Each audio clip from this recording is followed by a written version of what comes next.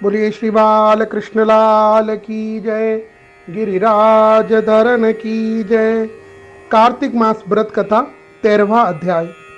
दैत्यों के तीक्ष्ण प्रहारों से व्याकुल देवता इधर उधर भागने लगे। तब इंद्र आदि को इस प्रकार भयभीत देखकर गरुड़ पर चढ़े भगवान युद्ध में आगे बढ़े।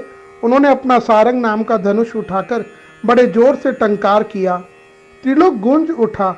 पल मात्र में ही भगवान विष्णु ने हजारों दैत्यों के सिर काट गिराए। यह देखकर जलंधर के क्रोध की सीमा न रही। फिर तो भगवान विष्णु और जलंधर का वह महान दिव्य संग्राम हुआ। बाणों से आकाश भर गया। लोग आश्चर्य करने लगे। भगवान विष्णु ने अपने बाणों के वेग से उस दैत्य की ध्वजा, क्षेत्र और धनुष बाण काट डाले और एक बाण से उसकी छाती में प्रहार किया। इसे व्यथित होकर के उसने अपनी प्रचंड गदा उठाकर गरुड़ के मस्तक पर दे मारी। गरुड़ पृथ्वी पर गिर पड़ा। साथ ही क्रोध से उस दैत्य ने अपने होंठ काटे और भगवान विष्णु की छाती में जोर से बाण मारा। इसके उत्तर में भगवान विष्णु ने उसकी गदा काट दी और अपने शारंग धनुष पर बाण चढ़ाकर उसको बींधना आरंभ किया। जलंधर भी उन पर अपने पहने बाण बरसाने लगा और उस समय जलंधर ने भगवान को कई पहने बाण मारकर वैष्णव धनुष को काट दिया।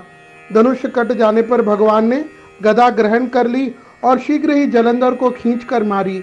लेकिन उस अग्निवत अमोघ गदा की मार से भी वह चलायमान न हुआ और मदोन्मत्त हाथी के समान उसे यानी गदा की मार को फूल की माला ही जाना। और उस युद्ध दुर्मत ने अत्यंत ही क्रोधित होकर अग्निमुख त्रिशूल उठा करके भगवान विष्णु पर छोड़ दिया। भगवान ने शिवजी के चरणों को स्मरण करके नंदक नामक त्रिशूल से उसके त्रिशूल को छेद दिया। जलंधर ने झपट कर भगवान की छाती में एक मुष्टिक मारा। उसके उत्तर में भगवान विष्णु ने भी उसकी छाती पर अपनी मुष्टिका का प्रहार किया। फिर दोनों घुटने टेक कर बाहों और मुष्टिक से बाहु युद्ध यानी मल्ल युद्ध करने लगे।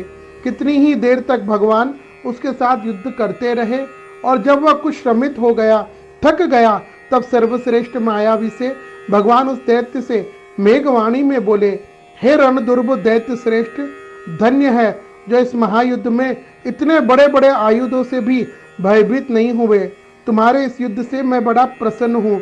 तुम जो चाहे वर मांग लो, मैं अदेय वस्तु भी आज तुमको देने के लिए तैयार हूँ। मायावी भगवान विष्णु की ऐसी वाणी सुनकर जलंधर ने कहा, हे भावुक, यदि आप मुझ पर प्रसन्न है तो यह वर दीजिए कि आप मेरी बहन के साथ अपने सारे कुटुंबियों के साथ मेरे घर पर निवास करें।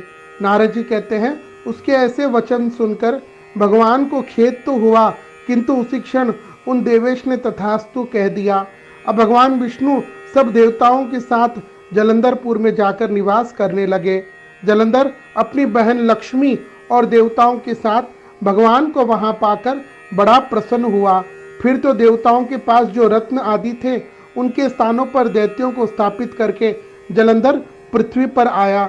निशुंभ को पाताल में स्थापित कर दिया और देव, दानव, यक्ष, गंधर्व, सर्प, राक्षस, मनुष्य आदि सबको अपना वशवर्ती बनाकर त्रिभुवन पर शासन करने लगा। उसने धर्मानुसार सुपुत्रों के समान प्रजा का पालन किया। उसके धर्म राज्य में सभी सुखी थे। बोलिए श्री बाल कृष्ण लाल की जय। अतः कार्तिक मास व्रत कथा 13वां अध्याय।